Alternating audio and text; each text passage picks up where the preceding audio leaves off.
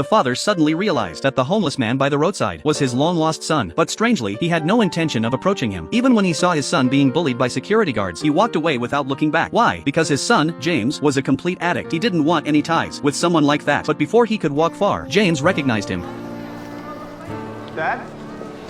He pretended not to hear and kept walking. Unexpectedly, James chased after him. With Christmas approaching, James hoped to go home and share a family meal. But before the father could respond, James's stepmother firmly rejected him. Her excuse? There's no room at the table. Of course, James knew it was just an excuse to keep him away. Perhaps feeling guilty, the father slipped $20 into his hand before leaving. It wasn't much, but it would cover a week's expenses. That evening, when James returned to a small flat, he found an orange cat waiting at his doorstep. Deciding to take it in, he named the cat Bob. At that moment, James had no idea how drastically Bob would change his life. The next day, James boarded his usual bus to head downtown and busk for a living. To his surprise, Bob had secretly followed him. The passengers were charmed by the adorable cat, who followed James's scent and quickly found him. James was startled by Bob's persistence.